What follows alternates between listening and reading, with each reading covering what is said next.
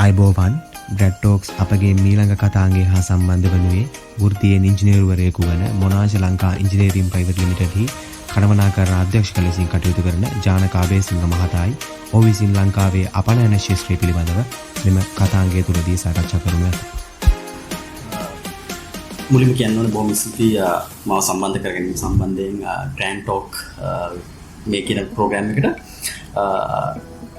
මට ලැබිලා තියෙන මාතෘකාව තමයි මේ COVID-19 වෛරස් එක නිසා අපනයන ශාස්ත්‍රයට අපනයන ශාස්ත්‍රයේ ව්‍යාපාරිකයින්ට වෙලා තියෙන ඩිරෙක්ට් ඉම්පැක්ට් එක සහ ඉන්ඩිරෙක්ට් ඉම්පැක්ට් එකත් ඒ වගේම මොන වගේ ස්ට්‍රැටජීස් ද අපි පාවිච්චි කරන්න ඕන කියන එක සම්බන්ධයෙන් කතා කරන්න. ඉතින් මම ජානක අබේසිංහ. මේකේ අපි ගත්තොත් එහෙම මේ එක්ස්පෝර්ට් සෙක්ටරට එහෙම නැත්නම් අපනයන ශාස්ත්‍රයට මේ COVID-19 වෛරස් එක නිසා එහෙම නැත්නම් කොරෝනා වෛරස් එක නිසා වැතිවෙච්ච බලපෑම ගැන කතා කරොත් ඒක මම හිතනවා අපි කතා කරන්න ඕන කොහොමද එක එක සෙක්ටර්ස් වලට මේ කියන වෛරස් එක බලපාලා තියෙන්නේ කියලා. මොකද අපි දන්නවා යම් කිසි ප්‍රශ්නයක් ඇති වුණාම ඒ ප්‍රශ්නයේදී ඔපචුනිටිස් තියෙන කොටාශයක් ඉන්නවා. ප්‍රශ්නෙට ඩිරෙක්ට් බලපාන කොටාශයක් ඉන්නවා. ඉතින් ඒ අයට මේ කියන්නා වූ COVID-19 වෛරස් එක කොයි ආකාරයෙන්ද බලපාන්නේ කියන එක ගැන අපි බලන්න ඕනේ. විශේෂයෙන්ම ලංකාව වගේ දියුණු වෙමින් පවතින රටක මේ වගේ ව්‍යසනයකදී අපි ගත්තොත් එහෙම ලංකාවට වැඩිපුරම ආදායමක් ලැබෙන එක ශාස්ත්‍රයක් තමයි ඇඟලුම් ශාස්ත්‍රය. පහුගිය අවුරුද්ද වෙනකොට ලංකාවට ලැබුණු මුළු ආදායම ගත්තොත් එහෙම අපනයන ශාස්ත්‍රයෙන් ඒක ආසන්න වශයෙන් ඩොලර් බිලියන 14ක පමණ ප්‍රමාණයක්. ඒ ආදායමෙන් අපනයන ඇඟලුම් ශාස්ත්‍රයෙන් ලැබිච්ච මුළු මුදල ඩොලර් බිලියන 5.5කටත් වඩා වැඩි. ඉතින් මේ කියන්නා වූ කොවිඩ් වෛරස් එක නිසා ඇඟලුම් ශාස්ත්‍රයට තමයි මම දැන් අපි දකින විදිහට ලොකුම බලපෑමක් ලංකාවට ඇති වෙලා තියෙන්නේ. උදාහරණයකට ගත්තොත් එහෙම සප්ලයි චේන් එක මේ වෙනකොට මේ කඩන් වැටලා තියෙනවා. අපි දන්නවා සමහර නිමි භාණ්ඩයක් නිෂ්පාදනය කිරීමේදී භාණ්ඩය නිම කිරීම සඳහා යම් කොටස් විවිධාකාර රටවල් වලින් අපිට ලබා ගන්න සිද්ධ වෙනවා. දැන් උදාහරණයකට ගත්තොත් එහෙම ලංකාවේ ඩෙනිම් වගේ කලිසමක් නිෂ්පාදනය කරාම ඒකේ සමහරක් වෙලාවට අපිට තියෙනවා පොඩි ශිපර් එකක් එහෙම නැත්නම් පොඩි බොත්තමක් මේ කියන පොඩි දේවල් අපිට සමහර වෙලාවට ලබා ගන්න සිද්ධ වෙනවා වෙන රටවල් වලින්. ඉතින් ඒ සප්ලයි චේන් එක කඩා වැටීම තුළ සමහරක් වෙලාවට මේ ඇඟලුම් ශාස්ත්‍රයට ඒක ලොකු බලපෑමක් ඇති වෙලා තියෙනවා.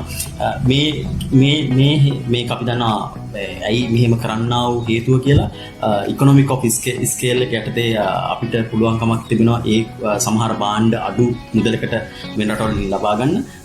මෙන්න මේ හේතු කාරණා නිසා ඇඟලුම් ශාස්ත්‍රය තුළ ලොකු අර්බුදයක් දැන් පැන නැගිලා තියෙනවා. ඒ වගේම තමයි අපි දන්නවා අපි අපේ ප්‍රධාන ගැනුම්කරුවෝ එහෙම නැත්නම් බයර්ස්ලා ඉන්නේ යුරෝප් රටවල් වල. ඒතර යුරෝපයේ මේ කියනා වූ වෛරසය බොහොම දරුණු ආකාරයෙන් පැතිරීගෙන යනවා. ඉතින් ඒක නිසා අපිට පේනවා මේ ඇඟලුම් ශාස්ත්‍රය බොහොම බැරෑරුම් තත්යකට පත් වෙලා තියෙනවා. නමුත් මේක අනිත් පැත්ත තමයි තව ශාස්ත්‍රයක් ගත්තොත් medical drugs and medical equipment supply කරන කම්පනීස් විදිහට ලංකාවේ තියෙන ඇන්සල් වගේ කම්පැනියක් ගත්තොත් මේගොල්ලන්ට දී ගන්න බැරි තරමට ලොකු ඩිමාන්ඩ් එකක් දැන් ක්‍රියේට් වෙලා තියෙනවා. ඉතින් මම ඒක කිව්වේ මේ කියන වෛරස් එක ආකාර කීපයකට තමයි මේ අපනයන ශාස්ත්‍රයේ ඉන්න අපි වගේ රටකට ඉන්න කම්පනීස් වලට බලපාලා තියෙන්නේ. ඉතින් ඒ වගේම තමයි මේ කියන වෛරස් එක නිසා අපනයන ශාස්ත්‍රයේ රැකියා විරහිතභාවය පිළිබඳව රැකියාවල ස්ථිරභාවය පිළිබඳව ප්‍රශ්න ඇති වෙලා තියෙනවා. නමුත් අපි දන්නවා මේ කියන වෛරස් එක තුල අපි දැන් සිදු වෙලා තියෙන්නේ COVID-19 මේ කියන වෛරස් එකත් එක්ක ජීවත් වෙන්න. ඉතින් එතකොට අපි දකිනවා opportunities වගේ වශයෙන් ගත්තොත් එහෙම මිනිස්සුන්ට දැන් හිතන්න වෙලා තියෙනවා out of the box thinking කියන විදිහට. එමියන් කොහොමද අපි මේ වෛරස් එක නිසා අපනයන ශාස්ත්‍රයේ ඇතිවෙන ගැටලු වලට අපි මුහුණ දෙන්නේ කියන එක. අපි දන්නවා ව්‍යාපාරික විදිහට අපි බොහෝ වෙලාවට තමන්ගේ ව්‍යාපාරයේ තමන්ගේ ප්‍රොඩක්ට් එක එක්තරා තැනකට එනකොට ප්‍රොඩක්ට් එක චේන්ජ් කරන්න අපි කියනවා ඩයිවර්සිෆිකේෂන්ස් වලට යන්න ඕනේ කියලා. ඒතකොට අපි තේරුම් ගත එක කරුණු කාරණාවක් තමයි අපි යම්කිසි ශාස්ත්‍රයක් තුළ විතරක් ඇලී ගලී සිටිය යුතු නැහැ.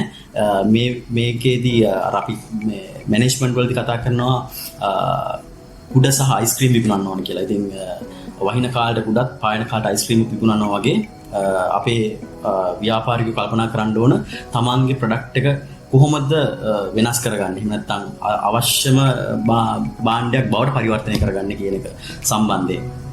ඉතින් ඒක එක ස්ට්‍රැටජි එකක්. ඒ වගේම තමයි අපි කල්පනා කරලා බලන්න ඕනේ අපනයන ක්ෂේත්‍රයේ ඉන්න ව්‍යාපාරික විදිහට දැන් අපිට පේනවා අපේ ඇග්‍රිකල්චර් ප්‍රොඩක්ට්ස් එහෙම නැත්නම් අපේ එළවලු ලොකු ප්‍රමාණයක් අපතේ යනවා. ඉතින් මේ වගේ අවස්ථාවකදී අපි බලන්න ඕන කොහොමද මේ කියන මේ ප්‍රමාණය අපේ රටවල් වලට කිට්ටුම රටවල් වලට අපි මේක එක්ස්පෝර්ට් කරන්නේ කොහොමද? දැන් මොකද අපි ගත්තොත් මේ ඉන්දියාව වගේ රටක් තායිලන්තය වගේ රටක් ඒගොල්ලෝ වැඩි වශයෙන් තමන්ගේ නිෂ්පාදන අනිත් රටවල් වලට කියන්නේ එළවලු නිෂ්පාදනය නැත්නම් පළතුරු මේ නිෂ්පාදන මාලදිව වෙනට සීෂෙල්ස් වලට වගේ රටවල් වටේ තියෙන රටවල් ගණනාවකට ඒගොල්ලෝ එක්ස්පෝර්ට් කරනවා. නමුත් දැන් ඒගොල්ලෝ ඉන්නේ ප්‍රශ්න ගන්න අපිට තියෙන්නේ වැඩිපුර ප්‍රමාණික ප්‍රොඩක්ට් එකක් න ะ. අපි බලන්න ඕනේ එක්ස්පෝර්ට් ඔපචුනිටි එකක් හොයාගෙන එක්ස්පෝර්ට් එක ඒ ඔපචුනිටි එක ග්‍රහණය කරගන්න. මොකද අපි දන්නවා ඕනම ව්‍යාපාරයකදී අපි බලනවා SWOT ඇනලිසිස් එකක් එහෙම නැත්නම් ටෙස්ටල් ඇනලිසිස් එකක්. ඉතින් මේකේදී අපි කල්පනා කරලා බලන්න ඕනේ එන්වයරන්මන්ටල් ඉම්පැක්ට්ස් වලදී එහෙම නැත්නම් අන්අවොයිඩබල් කන්ට්‍රෝල් සිස්ටම්ස් වලදී එහෙම නැත්නම් ඒ අන්සර්ටනිටි එකකදී අපි මොකද කරන්න කියන එක. ඉතින් විශේෂයෙන්ම අපනයන ක්ෂේත්‍රයේ සිටින ව්‍යාපාරිකයෝ විදිහට අපිට පේනවා තව කාලයක් ගත වෙයි මේ අපි ඉන්න සිටුවේෂන් එකෙන් යම් කිසි ප්‍රමාණයකට රිකවර් වෙන්න. හැබැයි ඒකලම අපි බලන්න ඕනේ අර කිව්වා වගේ අපේ අලුත් ස්ට්‍රැටජිස් විදිහට එකක් ප්‍රොඩක්ට් කොස්ට් එක අඩු කරගෙන කොහොමද අපි අවශ්‍ය ප්‍රමාණය අවශ්‍ය සේවක ප්‍රමාණය තියාගෙන කොහොමද ආයතනය පවත්වා ගන්න කියන එක. මොකද මේ කියන වෛරස් එකට අපි සාර්ථකව මුහුණ දුන්නාට පස්සේ නැවතත් අපි දකිනවා අපි වගේ රටවල් වල විශේෂයෙන් අවස්ථාවක් ලැබෙයි තමන්ගේ නිෂ්පාදන තමන්ගේ අනිත් රටවල් වලට බොහොම සීක්‍රයෙන් වෙළඳපොළ ග්‍රහණය කරගන්න. මොකද අපි දන්නවා කොහොම කරත් යුරෝප් රටවල් වල ඉන්න උදවිය එහෙම නැත්නම් යුරෝප් රටවල් වල ඉන්න අය ඒගොල්ලන් මේ වෛරස් එක වෛරස් ආර්ථිකව මුහුණ දුන්නාට පස්සේ ඒගොල්ලන් නැවතත් ඒගොල්ලන්ගේ පරණ පුරුදු ජීවිතයට යනවා. අපි දැක්ක ඉතාලියේ එක දවසකට ලොක්ඩවුන් එක අයින් කරාට පස්සේ ඒගොල්ලෝ කොහොමද හැසිරෙච්ච විදිහ කියලා. කියන්නේ තාමත් ඒගොල්ලන් ඇඟවල වල තියෙන ඒගොල්ලන්ගේ ස්පෙන්ඩින් පාවර් එක වැඩි. ඉතින් ඒ නිසා අපිට පේනවා මේකේ තියෙන ඔපචුනිටි එක. ඒ වගේම තමයි මම හිතන්නේ රජයක් විදිහට කල්පනා කරලා බලන්න ඕන. අපේ සමහර අපිට දැන් LCs ඕපන් කරන්න විදිහක් නැහැ. සමහර අවශ්‍ය භාණ්ඩ ගෙන්න ගන්න. මොකද රටේ ඩොලර් එකේ අනුපාතය පවත්වා ගන්න ඕන නිසා. නමුත් සමහරක් ව්‍යාපාරිකයෝ ඉන්නවා අපනයන ක්ෂේත්‍රයේ ඒගොල්ලන්ට සමහරක් වෙලාවට අර මං කලින් කිව්වා වගේ භාණ්ඩ නිෂ්පාදනය කළා පිටරටට යවන ඩිමාන්ඩ් එක තිබුණා. ඒ ඩිමාන්ඩ් එකට බඩු දී ගන්න විදිහක් නැත්නම් පොඩි පොඩි අයිටම්ස් ඉම්පෝර්ට්ස් කරගන්න විදිහක් නැති නිසා. ඉතින් ඒකට ඒ වගේ බැරියර්ස් තියෙනවනේ මේවා අයින් කරගන්න. මොකද දැන් අපි දකිනවා මේ කියනා වූ කොවිඩ් වෛරස් එක නිසා සප්ලයි ඇන්ඩ් ඩිමාන්ඩ් කර්ව් එක ක්‍රොස් වෙන තැන බොහොම ඒ ලක්ෂ්‍ය සෑහෙන ලොකු ප්‍රමාණයකින් ඩීවියේට් වෙලා තියෙනවා. ඉතින් ඒක නිසා ඒ සප්ලයි ඇන්ඩ් ඩිමාන්ඩ් කර්ව් එක පිළිබඳ හොඳ අවබෝධයකින් අපි කොතනටද ගෙනියන්න ඕන, කොහොමද අපි මේ කම්පැනි එක රන් කරන්න ඕනේ, කොහොමද මේකට මේ මුණ දෙන්න කියන එක සම්බන්ධයෙන් දැන් මම හිතන්නේ හැමෝම වගේ කල්පනා කරමින් ඉන්නවා. අපිට කාලයක් තිබුණා ඒ ගැන හිතන්න. ඉතින් අපිට පුළුවන් අලුත් බිස්නස් ඔපචුනිටිස් හොයන්න, අලුත් දේවල් නිෂ්පාදනය කරන්න සහ අලුත් විදියට හිතලා මේ කියන ප්‍රශ්න වලට මුණ දීලා සාර්ථකව තමන්ගේ ව්‍යාපාරය කරගෙන යන්න.